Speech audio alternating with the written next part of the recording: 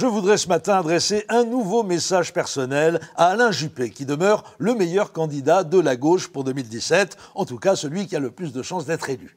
Mon cher Alain, j'ai vu comme tout le monde les images du meeting de Nicolas Sarkozy dans votre bonne ville de Bordeaux, meeting où il a exigé que vous soyez présent pour pouvoir donner une image de rassembleur et au cours duquel vous avez été allègrement hué par ses partisans sans qu'il esquisse le plus petit mouvement d'épaule pour faire cesser la bronca contre vous. Bronca d'autant plus spectaculaire que la salle était petite et donc bourrée à craquer. Ah oui, vraiment petite, la salle. J'espère que lorsqu'il donne une conférence en yaourt à 100 000 $ la demi-heure au Nigeria ou au Qatar, il fait plus de monde, Nicolas.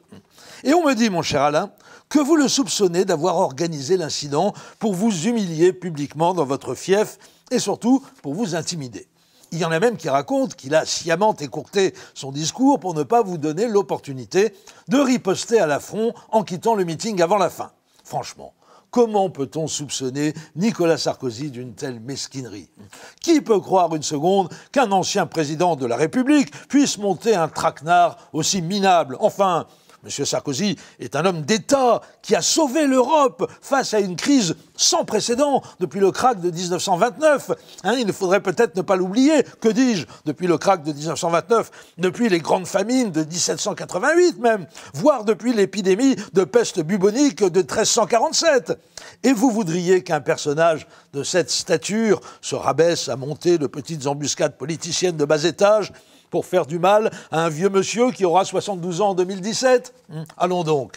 Non, vraiment, mon cher Alain, croyez-le, Nicolas Sarkozy ne mange pas de ce pain-là. Ne vous laissez pas abuser par les interprétations fallacieuses qu'une presse mal intentionnée cherche à populariser. J'ai bien regardé les images de la séquence litigieuse.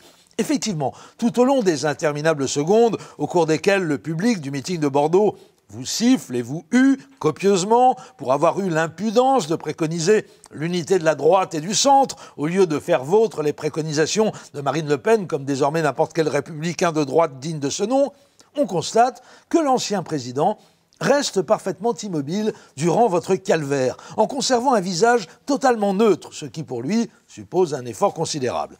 Soyez assurés que s'il se garde d'intervenir, c'est surtout pour ne pas vous placer en mauvaise posture, en montrant à la France entière qu'il a le pouvoir de mettre fin à la mutinerie de vos propres administrés d'un simple mouvement d'épaule apaisant et pacificateur. Vous prenez la mesure de l'humiliation que vous auriez connue s'il l'avait fait. Vous devriez le remercier au lieu de pleurnicher, mon cher Alain. Vous savez, suite aux terribles épreuves qu'il a traversées lors de sa défaite de 2012, notamment lorsque le président Hollande a oublié de le raccompagner jusqu'à sa voiture lors de la cérémonie de passation de pouvoir, M. Sarkozy a énormément changé. Il n'est plus que sérénité et bienveillance. Pour autant, lors de la campagne qui vient de démarrer et qui va vous mener jusqu'en 2017, faites quand même preuve d'un minimum de vigilance, mon cher Alain. Par exemple, si vous êtes invité à vous asseoir à la même tribune que Nicolas Sarkozy lors d'une réunion publique, demandez à un membre de votre entourage de bien vérifier qu'il n'y a pas un coussin péteur sous celui de votre siège. Par ailleurs, lorsque vous rentrerez à l'hôtel le soir, après le meeting, après vos meetings, si vous trouvez dans votre lit deux jeunes femmes blondes sculpturales complètement nues, prénommées Svetlana et Tatiana, qui prétendent s'être trompées de chambre, ressortez immédiatement sur le palier en baissant la tête pour éviter les flashs du photographe de Paris Match, un ami personnel de Carlita installé sur le balcon.